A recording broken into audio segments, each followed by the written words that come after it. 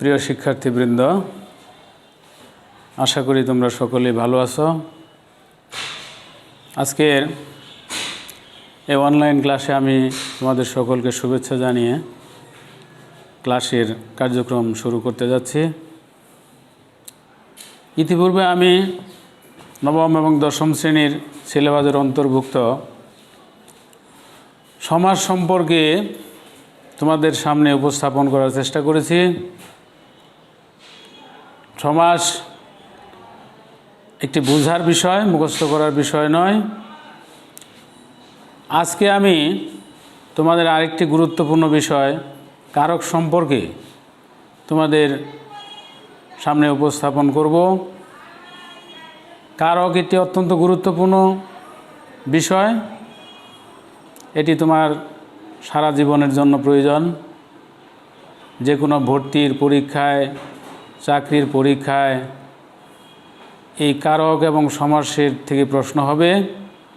কাজে এটি তোমাদের জন্য অত্যন্ত গুরুত্বপূর্ণ একটি বিষয়। কারক একটি বোঝার বিষয়। কারক বুঝতে পারলে অত্যন্ত সহজভাবে তোমরা এটি আয়ত্ত করতে পারবে। তো আজকে আমি তোমাদের কারক সম্পর্কে আলোচনা করব। কারক কাকে বলে? বাক্যস্থিত যে বিশেষ্য এবং সর্বনাম পদ ক্রিয়া সম্পাদন করে তাকে কারক বলা হয়। বাক্যস্থিত যে বিশেষ্য এবং সর্বনাম পদ ক্রিয়া সম্পাদন করে তাকে কারক বলা হয়। কারক শব্দের অর্থ যা ক্রিয়া সম্পাদন করে। কারক শব্দের অর্থ যা ক্রিয়া সম্পাদন করে। কারক হলো বাক্যে বিশেষ্য এবং সর্বনাম পদ যে ক্রিয়া সম্পাদন করে সেটি হচ্ছে কারক। এখন কারকের প্রকারভেদ আছে। কারক 6 প্রকার: কর্তৃকারক, কর্মকারক, করণকারক, সম্প্রদানকারক, অপাদানকারক এবং অধিকরণকারক। এই 6 প্রকারে কারক সম্পাদিত হয় এবং কারক জানতে হলে তার সাথে বিভক্তি অঙ্গাঙ্গিভাবে জড়িত। বিভক্তি হচ্ছে বাক্যস্থিত একটি পদের সঙ্গে আরেকটি পদের অন্বয় বা সম্পর্ক স্থাপনের জন্য যে বর্ণ যুক্ত হয় সেটি হচ্ছে বিভক্তি। বাক্যের মধ্যে একটি শব্দের সঙ্গে আরেকটি শব্দের অন্বয় বা সম্পর্ক স্থাপন করতে হয়, তা না হলে বাক্যের অর্থ পরিষ্কার হবে না। বাক্যস্থিত একটি শব্দের সঙ্গে আরেকটি শব্দের সম্পর্ক স্থাপনের জন্য যে বর্ণ যুক্ত হয় তাকে বিভক্তি বলা হয়। বিভক্তি প্রধানত 2 প্রকার। বিভক্তি প্রধানত 2 প্রকার: নাম বিভক্তি এবং ক্রিয়া বিভক্তি। এই নাম বিভক্তি আবার 7 প্রকার: প্রথমা, দ্বিতীয়া, তৃতীয়া, চতুর্থী, পঞ্চমী, ষষ্ঠী, সপ্তমী। তো আমার মনে হয় বিভক্তি সম্পর্কে তোমাদের পূর্ব থেকে কিছু ধারণা আছে। তারপরেও আমি সংক্ষিপ্তভাবে একটি ধারণা দেওয়ার চেষ্টা করছি।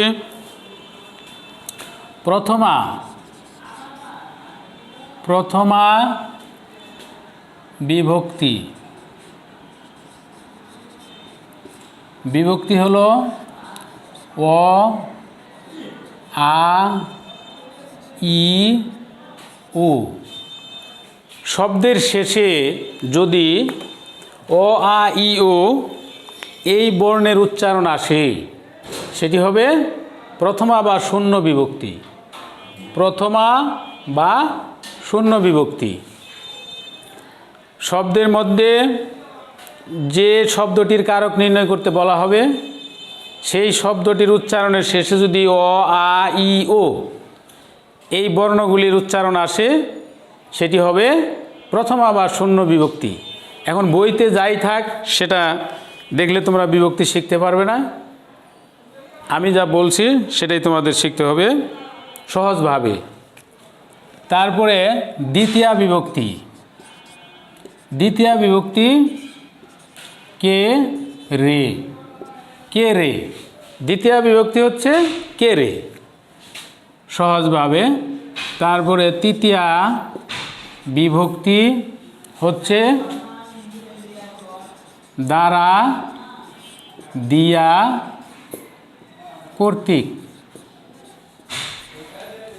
তৃতীয়া বিভক্তি হচ্ছে দ্বারা, দিয়া, কর্তৃক। তারপরে চতুর্থী বিভক্তি হচ্ছে কে রে, কে রে, এটি হচ্ছে চতুর্থী বিভক্তি। তারপরে পঞ্চমী বিভক্তি হচ্ছে হতে, থেকে, চেয়ে, হতে, থেকে, চেয়ে।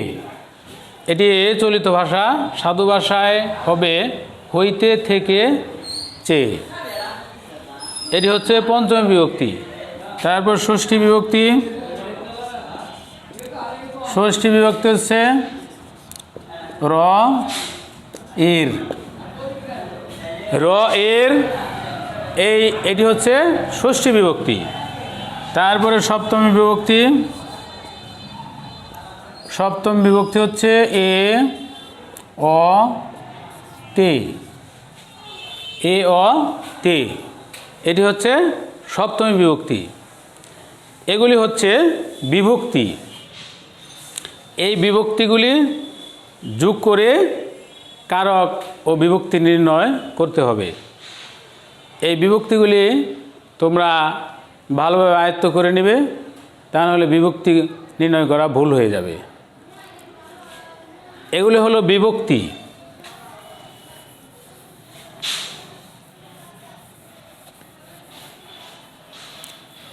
তারপর হচ্ছে এখন কারকের আলোচনা, একটি একটি করে পর্যায়ক্রমে আলোচনা করা হবে। কারক 6 প্রকার। প্রথমে আছে কর্তৃকারক। এখন কর্তৃকারক কাকে বলে? কর্তৃকারক, এই কর্তৃকারক প্রথমে আলোচনা হবে। কর্তৃকারক হচ্ছে যে ক্রিয়া সম্পাদন করে, যে নিজেই ক্রিয়া সম্পাদন করে তাকে কর্তৃকারক বলা হয়। বাক্যস্থিত যে বিশেষ্য সর্বনাম পদ নিজেই ক্রিয়া সম্পাদন করে সেটি হচ্ছে কর্তৃকারক। কর্তৃকারক এটি যেমন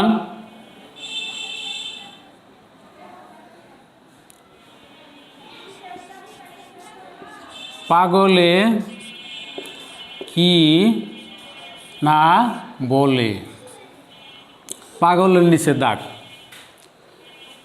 এটি যে শব্দটা আন্ডারলাইন করা থাকবে সেই শব্দটির কারক এবং বিভক্তি নির্ণয় করতে হবে। যে শব্দটি আন্ডারলাইন করা থাকবে সেই শব্দটির কারক এবং বিভক্তি নির্ণয় করতে হবে। এখন কর্তৃকারক কিভাবে চেনা যাবে, চেনার উপায় কি? সেটি হচ্ছে বাক্যস্থিত ক্রিয়াপদকে কে বা কারা দ্বারা প্রশ্ন করলে যে উত্তর আসে সেটি হলো কর্তৃকারক।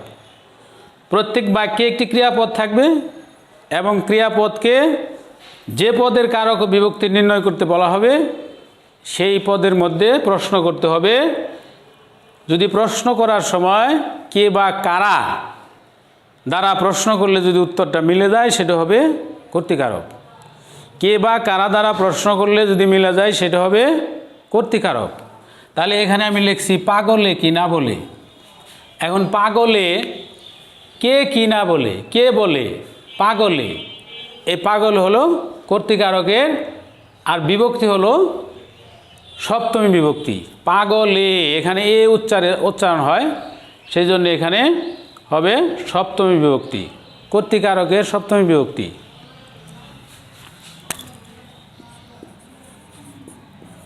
কর্তৃকারকে সপ্তমী বিভক্তি। এটি হচ্ছে কর্তৃকারকের সপ্তমী বিভক্তি। তারপরে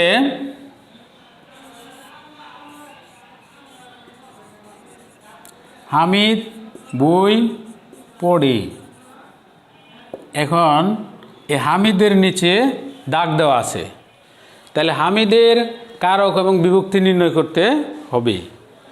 তাহলে হামিদ কে পড়ে, কে বই পড়ে, হামিদ পড়ে। তাহলে এখানে এটি কর্তৃকারক হয়েছে, হামিদ পড়ে। এখন হামিদ কোন বিভক্তি, যে এখানে কোনো বিভক্তি নাই। হামিদ এখানে কোনো বিভক্তির চিহ্ন নাই। যেখানে কোনো বিভক্তির চিহ্ন স্পষ্ট থাকে না সেখানে শূন্য বিভক্তি হবে। তাহলে এটি হচ্ছে কর্তৃকে শূন্য। কর্তৃকে সংক্ষেপে লিখলাম কর্তৃকে কর্তৃকারকে শূন্য বিভক্তি। তাহলে আরেকটি হচ্ছে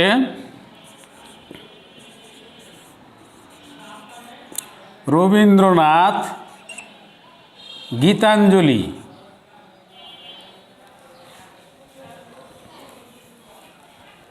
রবীন্দ্রনাথ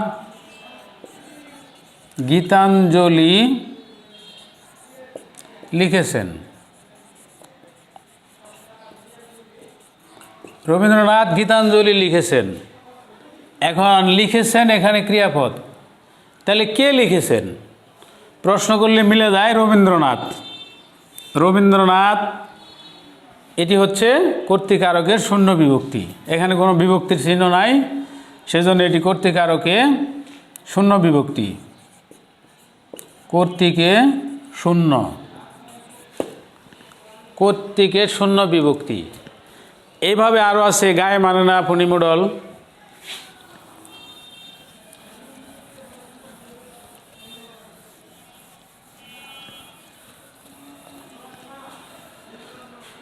তাহলে গায়ে মানে না আপনি মুডল, গায়ে মানে না আপনি মুডল, কে মানে না গায়ে, তাহলে এটি হচ্ছে কর্তৃকারকের সপ্তমী বিভক্তি। এরকম বুলবুলিতে ধান খেয়েছে, কে ধান খেয়েছে বুলবুলিতে, এটিও কর্তৃকারকের সপ্তমী বিভক্তি। এগুলি হচ্ছে কর্তৃকারক নির্ণয় করার উপায়, এভাবে কর্তৃকারক নির্ণয় করতে হবে। আর কর্তৃকারক চার প্রকার।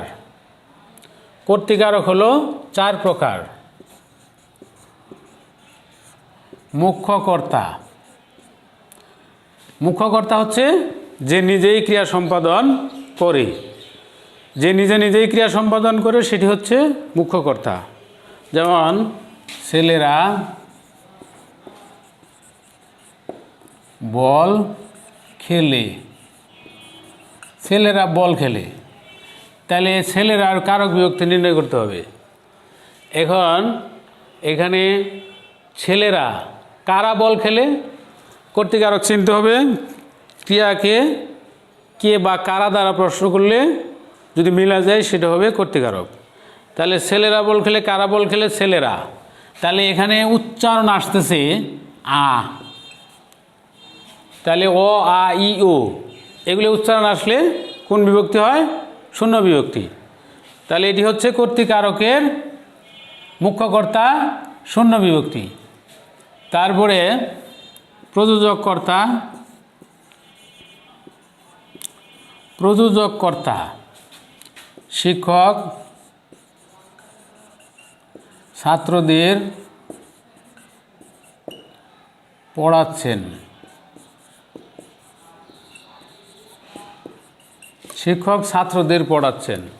এখন প্রযোজক কর্তা কাকে বলে, মূল কর্তা যখন তার করণীয় কাজ অন্যকে দিয়ে সম্পাদন করায় তাকে বলা হয় প্রযোজক কর্তা।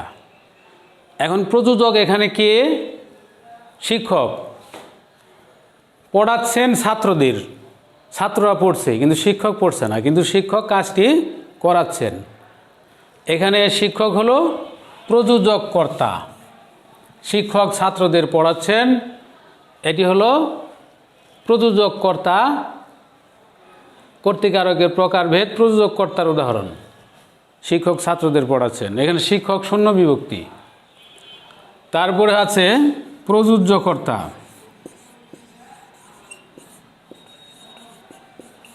প্রযোজ্যকর্তা।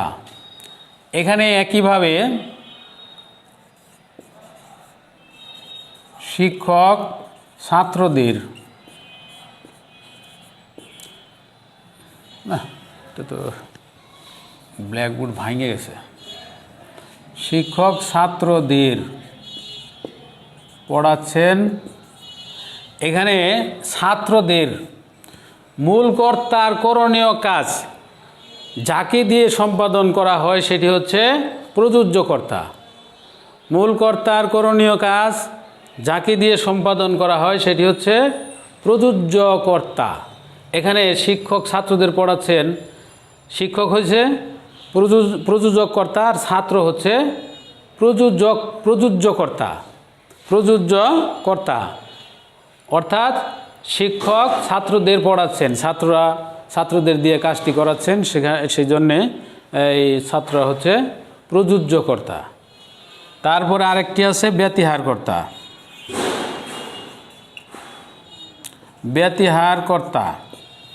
ব্যতিহারকর্তা হলো যে দুটি কর্তা পরস্পর যখন একই কাজ করে সেটিকে বলা হয় ব্যতিহারকর্তা। অর্থাৎ দুটি কর্তা পরস্পর যদি একই ধরনের কাজ করে সেটি হচ্ছে ব্যতিহারকর্তা। যেমন বাঘে মহিষে,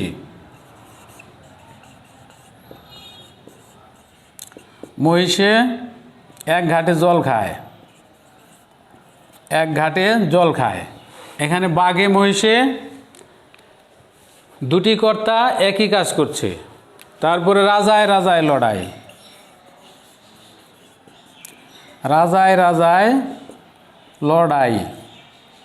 লড়াই, এখানে রাজায় দুটি কর্তা একই কাজ করছে, এটি হচ্ছে ব্যতিহারকর্তা। এগুলি হলো কর্তৃকারক।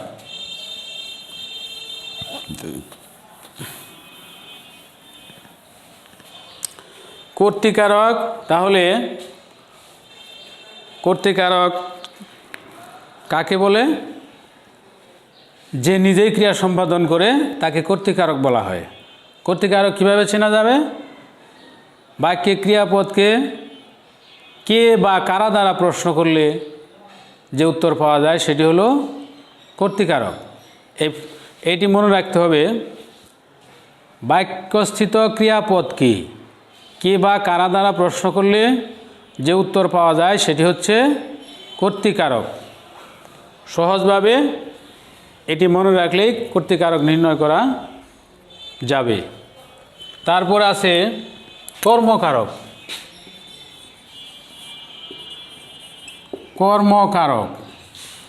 কর্মকারকের একটু আলোচনা করা হবে। কর্মকারক হচ্ছে কর্তা যাকে আশ্রয় করে ক্রিয়া সম্পন্ন করে তাকে বলা হয় কর্মকারক। অর্থাৎ কর্তা যাকে দিয়ে বা যাকে আশ্রয় করে ক্রিয়া সম্পাদন করে তাকে বলা হয় কর্মকারক। কর্মকারক কিভাবে চেনা যাবে? কর্মকারক চেনা যাবে বাক্যস্থিত ক্রিয়াপদকে কি বা কাকে দ্বারা প্রশ্ন করলে যে উত্তর পাওয়া যায় সেটি হচ্ছে কর্মকারক। আমি আবারও বলছি, কর্মকারক কিভাবে চেনা যাবে? বাক্যস্থিত ক্রিয়াপদকে কি বা কাকে দ্বারা প্রশ্ন করলে যে উত্তর পাওয়া যায় সেটি হচ্ছে কর্মকারক। কর্মকারক যেমন বাগানে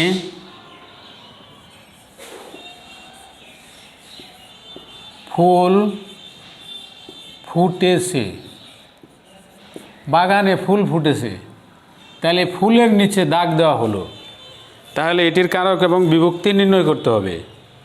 তাহলে বাগানে ফুল ফুটেছে, ফুলের নিচে দাগ, তাহলে ফুটেছে, কি ফুটেছে? ফুটেছে হলো ক্রিয়াপদ। এখন এই ক্রিয়াপদকে প্রশ্ন করতে হবে যে কি ফুটেছে? ফুল ফুটেছে, তাহলে ফুল হলো কর্মকারকের শূন্য বিভক্তি। এখানে বিভক্তির কোনো চিহ্ন নাই, সেই কারণে এটা হবে শূন্য বিভক্তি। বাগানে ফুল ফুটেছে। তারপর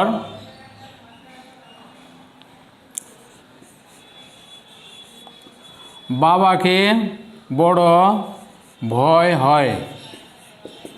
বাবাকে বড় ভয় হয় কাকে? এখানে ভয় হয়, ভয় হয় কাকে? ভয় হয় বাবাকে বড় ভয় হয়।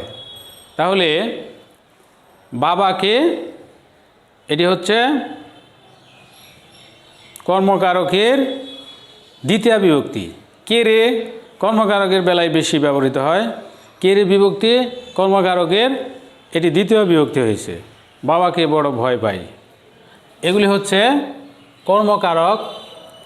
তারপরে গাছে আম পেকেছে। গাছে আম পেকেছে, আমের নিচে দাগ। তাহলে গাছে কি পেকেছে? পেকেছে, তাহলে কি পেকেছে? আম পেকেছে। আম, এটি হচ্ছে কর্মকারক। কি দ্বারা প্রশ্ন করলে মিলে গেছে? কর্মকারকের, এটি শূন্য বিভক্তি। এখানে কোনো বিভক্তির চিহ্ন স্পষ্ট নাই, এখানে এটি হচ্ছে শূন্য বিভক্তির উদাহরণ। কর্মকারকের শূন্য বিভক্তি, এগুলি হচ্ছে কর্মকারক। কর্ম হলো দুই প্রকার, মুখ্য কর্ম, গৌণ কর্ম। মুখ্য কর্মটি হলো ব্যক্তিবাচক, আর গৌণ কর্মটি হলো বস্তুবাচক। এখন কর্মকারকের আবার কিছু প্রকারভেদ আছে। সকর্ম ক্রিয়ার কর্ম, সকর্ম ক্রিয়ার কর্ম। সকর্ম ক্রিয়ার কর্ম হলো নাসিমা ফুল তুলছে। নাসিমা ফুল তুলছে। ফুল, নাসিমা কি তুলছে? ফুল তুলছে। এটি হচ্ছে সকর্ম ক্রিয়ার কর্ম। এখানে কর্মপদ আছে ফুল, এটি হচ্ছে সকর্ম ক্রিয়া, তুলছে। তারপরে প্রযোজক,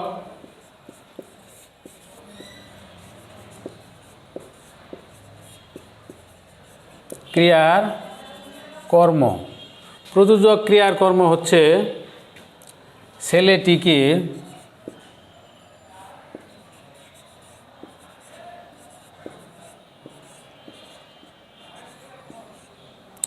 বিছানায় শোয়াও। শোয়াও, ছেলেটিকে বিছানায় শোয়াও।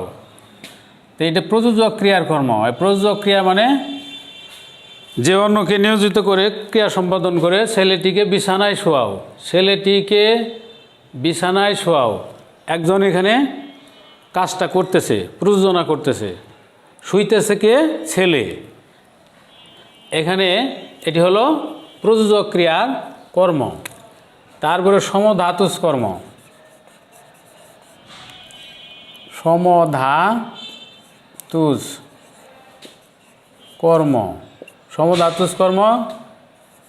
খুব এক ঘুম ঘুমিয়েছি। খুব এক ঘুম ঘুমিয়েছি। সমধাতুজ কর্ম হলো ক্রিয়া এবং কর্মপদ একই ধাতু থেকে উৎপন্ন হলে তাকে বলা হয় সমধাতুজ কর্ম। ক্রিয়া এবং কর্মপদ একই ধাতু থেকে উৎপন্ন হলে তাকে বলা হয় সমধাতুজ কর্ম। তারপর হচ্ছে উদ্দেশ্য বিধেয় কর্ম। উদ্দেশ্য ও বিধেয় কর্ম। উদ্দেশ্য, যাকে উদ্দেশ্য করে বলা হয় এবং উদ্দেশ্য সম্পর্কে যা কিছু বলা হয় সেটি হলো বিধেয় কর্ম। দুধকে মোরা দুগ্ধ বলি।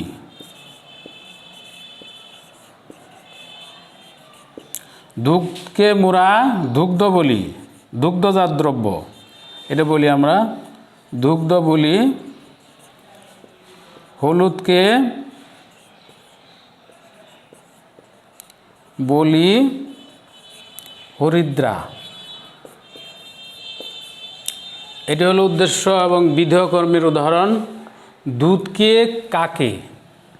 মোরা দুগ্ধ বলি। কি বলি? দুগ্ধ বলি। হলুদকে কাকে কি বলি? হলুদকে মোরা হলুদকে বলি হরিদ্রা। কি বলি? হরিদ্রা।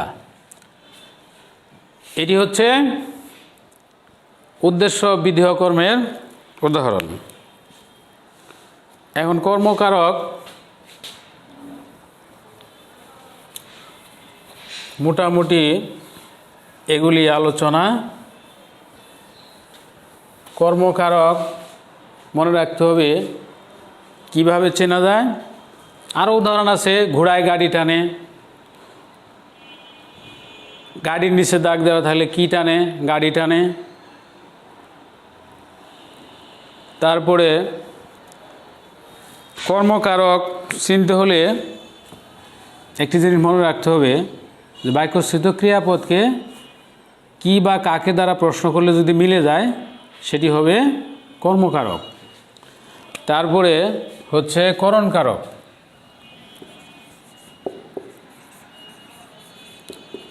করণকারক কয় মিনিট গেছে?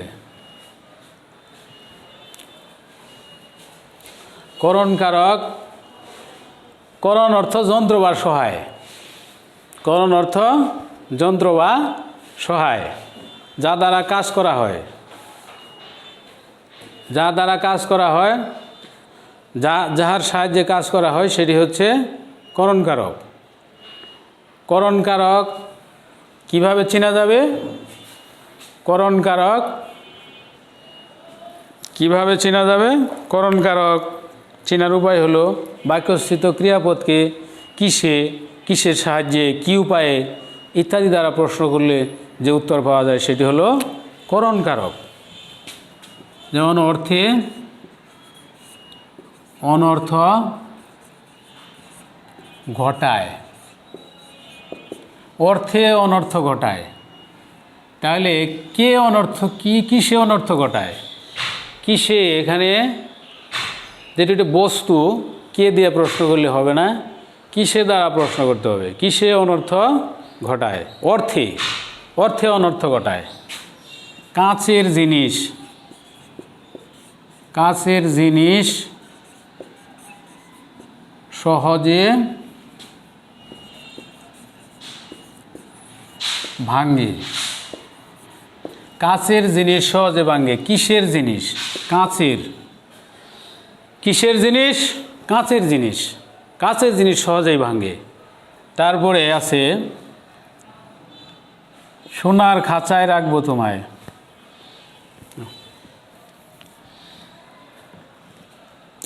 এ কলমে ভালো লেখা হয়। এ কলমে ভালো লেখা হয়। কলমের নিচে দাগ, তাহলে কিসে ভালো লেখা হয়? এ কলমে। তাহলে কিসে, কি উপায়ে? হ্যাঁ,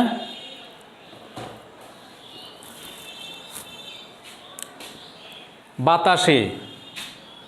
ধর্মের কল বাতাসে নড়ে। কিসে নড়ে? ধর্মের কল বাতাসে নড়ে।